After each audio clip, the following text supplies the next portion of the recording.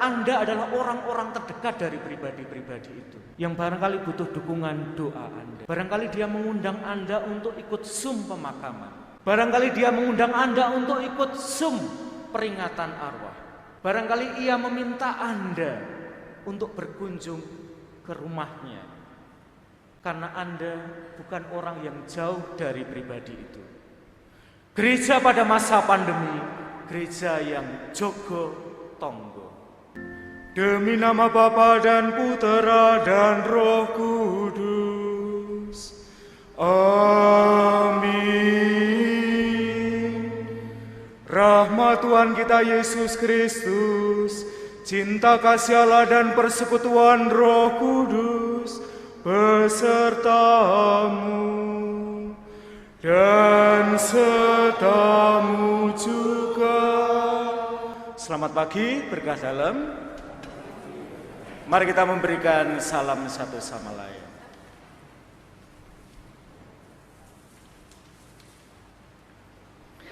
Saudara dan saudariku juga yang bergabung di YouTube dan juga para pendengar Meta FM. Pagi hari ini kita diundang untuk memiliki kepercayaan kepada Allah, terutama di tengah-tengah pandemi. Maka mari kita awali perayaan Ekaristi ini dengan membawa semua yang terdampak pandemi, yang sekarang ini ada di sekitar rumah kita, bahkan mungkin di dalam rumah kita. Mari kita membawa siapapun yang kita tahu butuh dukungan doa kita dalam perayaan Ekaristi ini. Anak-anak, remaja, orang muda, keluarga-keluarga, dan para lansia. Bagaimana kabar Anda pagi hari ini? Sehat? Mungkin jawaban kita lebih sulit daripada minggu-minggu sebelumnya. Dan mungkin tentang ini kita perlu belajar dari anak-anak muda yang suka nonton drama Korea. It's okay not to be okay, ya. Oke kalau kita sekarang ini tidak oke. Saudara dan saudariku, bulan-bulan ini, minggu-minggu ini, terutama hari-hari ini, kalau Anda scrolling down gawe Anda, ada banyak permohonan doa. Ada banyak berita kematian. Ada banyak foto pemakaman. Kalau Anda membuka DM atau PM di gawe Anda juga menemukan ada permohonan doa untuk kesembuhan orang yang punya kedekatan dengan Anda. Anda mendapatkan pesan pribadi, mohon doa untuk kedamaian orang-orang yang dekat dengan hidup Anda.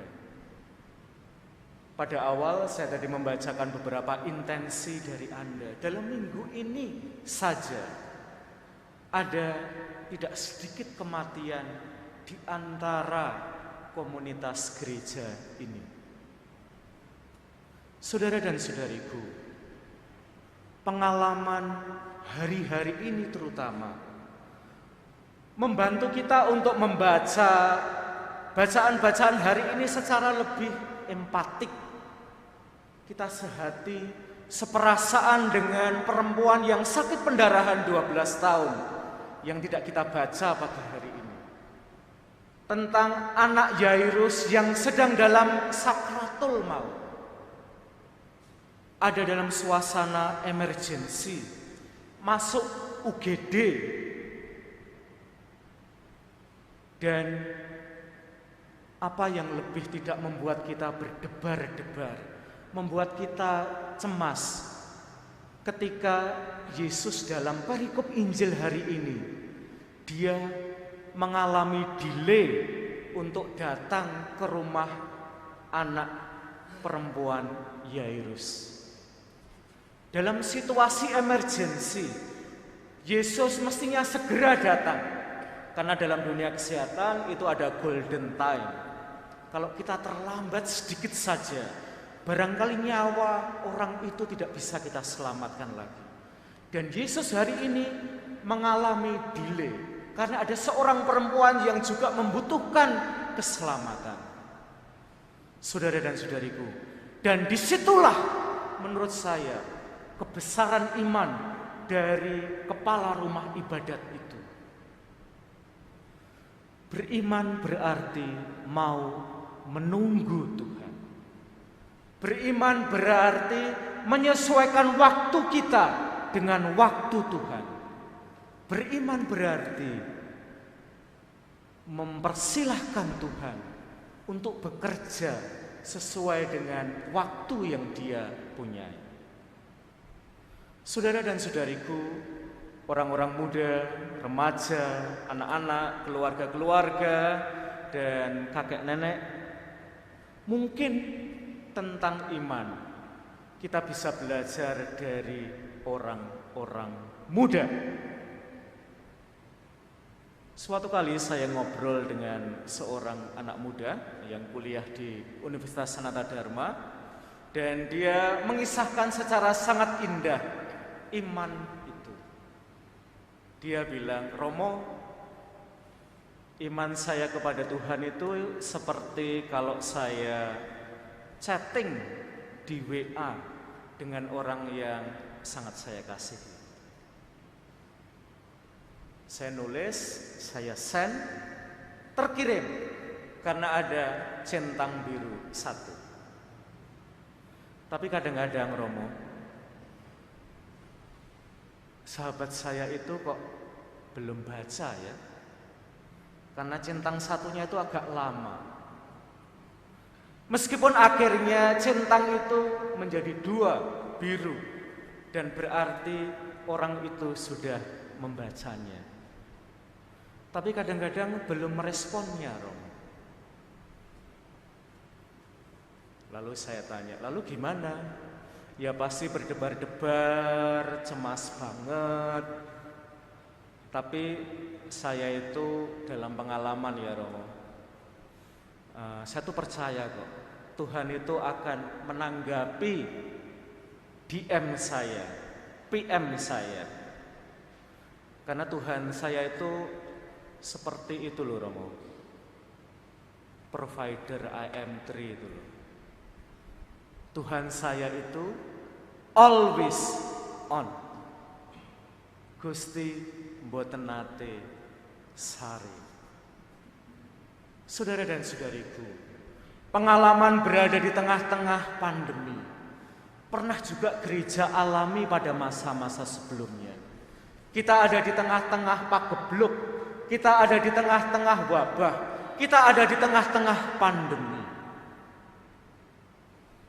Dan gereja di tengah-tengah pandemi, seperti lagu pembukaan tadi saudara dan saudari, gereja merawat, gereja melawat, gereja melayat. Dan sekarang ini gereja terutama tidak diwakili oleh orang-orang seperti saya, para romo di Purbayan, tetapi terutama Andalah gereja terdekat yang dialami oleh masyarakat kita yang terdampak oleh pandemi. Gereja pada masa pandemi adalah gereja yang jogo tonggo. Gereja menjadi sangat dekat, bisa dirasakan kalau Anda merawat, kalau Anda melayat, kalau Anda merawat. Saudara dan saudariku, segera setelah Anda nanti pulang, bukalah gawe Anda. Cek apakah ada pesan pribadi. Cek apakah ada pesan langsung yang dikirimkan kepada Anda. Karena Anda adalah orang-orang terdekat dari pribadi-pribadi itu, yang barangkali butuh dukungan doa Anda. Barangkali dia mengundang Anda untuk ikut Zoom pemakaman. Barangkali dia mengundang Anda untuk ikut Zoom peringatan arwah. Barangkali ia meminta Anda untuk berkunjung ke rumahnya. Karena Anda bukan orang yang jauh dari pribadi itu. Gereja pada masa pandemi, gereja yang jogo tonggo. Semoga. Amin. Kita mengaturkan terima kasih untuk semua yang telah berpartisipasi dalam perayaan Ekaristi ini. Paduan suara Kampung Baru, Mas Yufan organis ya, terutama untuk menemani romonya yang suaranya pas-pasan ini ya, nyanyinya kemana-mana ya, organisnya yang kerja keras ya.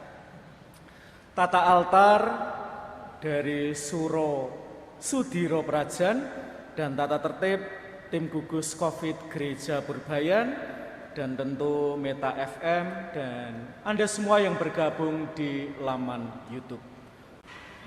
Tuhan sertamu dan sertamu juga. Semoga Anda yang di sini, yang di laman digital, mereka yang sakit dan mereka yang telah dipanggil Allah kehidupan, senantiasa mendapatkan kelimpahan berkat-Nya, Bapa dan Putera dan Roh Kudus. Amin. Saudara dan saudariku, dengan demikian perayaan Ekaristi kita sudah selesai. Pergilah kita semua diutus. Dan jangan lupa, jogo tonggo Anda.